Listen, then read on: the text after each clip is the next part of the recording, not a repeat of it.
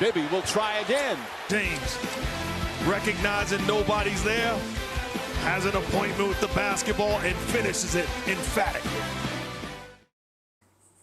We are ready for the big conversations. The putback show is ready. My name is Sly. I'm joined by Teddy again. And we've got a lot to talk about. With the NBA playoffs being here, the matchups have been set, and we are just licking our lips. I just can't wait to delve into a lot of these matchups, but we are starting with one that has been catching all of the headlines. In the West, we know, of course, most of the tough matchups are in the West. The purple and gold, searching for banner 18. They go up against the number 2 seed Denver Nuggets. Reigning champions, Denver Nuggets, Nikola Jokic, seemingly unstoppable. Teddy, your first thoughts about how the matchup is going to look like? Because mind you, in the last 8 games, the Denver Nuggets are 8-0 against the Los Angeles Lakers. What's your thoughts on this matchup?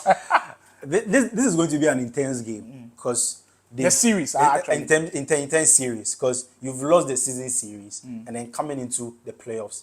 And someone tweeted something, and then I was like, don't you think that the Lakers have tried everything to stop Jamal Murray and Jokic and nothing worked? So this is going to be a try and error game.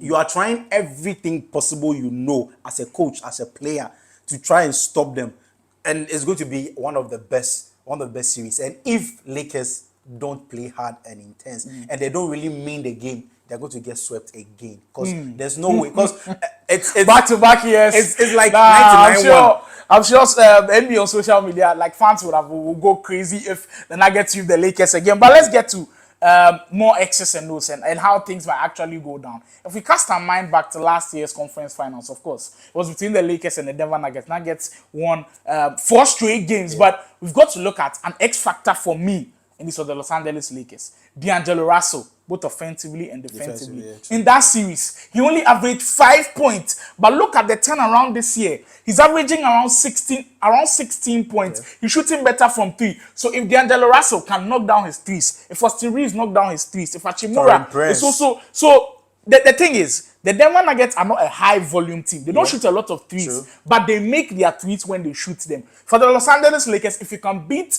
the Nuggets in the 3-point category, you have a good stretch. Now to the defensive side of the ball. Remember last year, he had this back and forth with Bruce Brown, because they played D'Angelo Russell off the court. If he can stand his ground, I think the Lakers have a good chance. And final, before I end it with what the Lakers can do to maybe maximize their chances of at least winning the series, because it's going to be so difficult. It rests on the shoulders of Anthony Davis. Yeah. One, the Lakers depend on him so much defensively that if he's not in the paint, there's literally no one to stop. Sure. And what the Nuggets usually do is set that high pick, get Jamal Murray and Jokic setting that high pick, getting Anthony Davis out of the paint so that side can be free. If the Lakers can do something to win offensive rebounds, because the Nuggets win so many rebounds, second chance points are their game. If you're able to prevent them from doing that, I think the Lakers have a chance.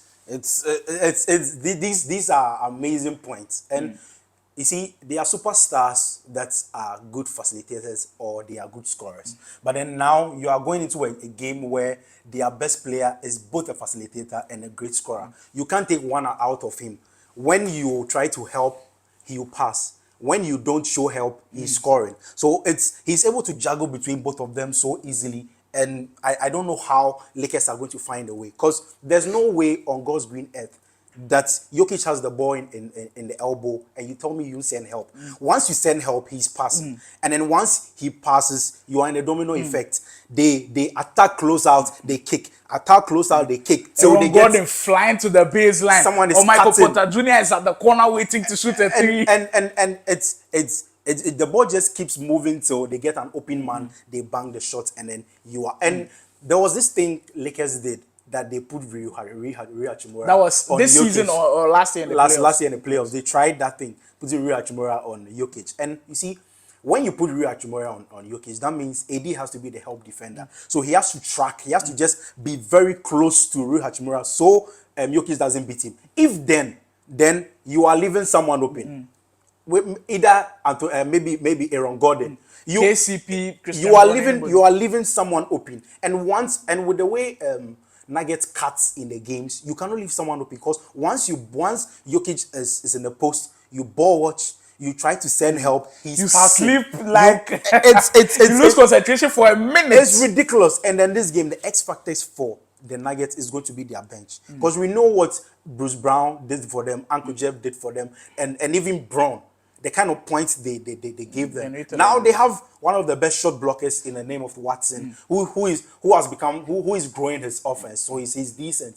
And then they have Brown, and then they have Reggie Jackson, who when the second best player on the team went down, Murray went down. He was holding the point guard. the ankle. I think he was So they should be the X factors. If in the non-Jokic moment they're able to produce maybe 15 points, 20 points, it's decent for when Jokic comes back to take charge of the ankle and steer the Nuggets into a 4-0 sweep.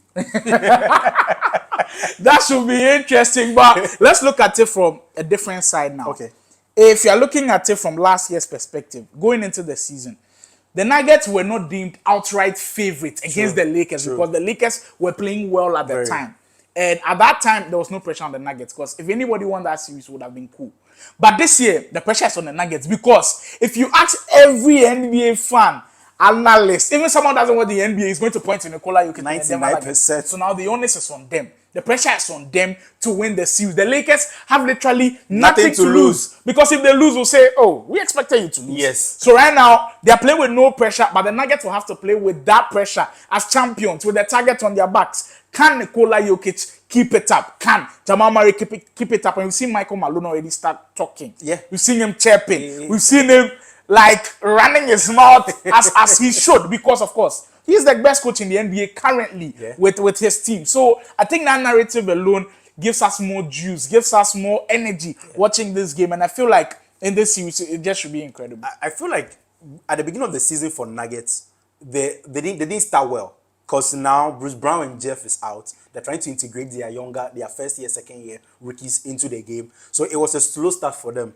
But then now the pressure was on them for them to come to maybe the first or the second or third. Because you've won a championship in the previous years. We're expecting you to be in the first four stand, the first three, even the first. Because they're outright like the best team. You are the best team. So they were pressured to perform. And then when the rookies and the second years or the bench players were able to pick up, they were now third seed. So I feel like in any pressure moment, they will deliver. I know, and I know it's going to be a sweep. My God, I have this feeling. I have this feeling. You see, when you have a tingling, it's like my spider senses are moving. It's going to be a sweep or a 4-1, just 4-1. See, there's no way Lakers is winning this year. I just have a feeling that LeBron won't go out this way. I feel like it won't be a sweep. Maybe they get 2 games, but the most important games for me are the first 2. Because the first one in Denver. Yeah. And if you're able to get at least one win in Denver, it gives confidence. But what do you think? You watching. Lakers Nuggets coming into the series. Denver Nuggets are big favorites. Big. They've already won the last 8 games. Do the Lakers stand a chance? I have a question for you. Do you think the Lakers have made a mistake not ducking the Nuggets?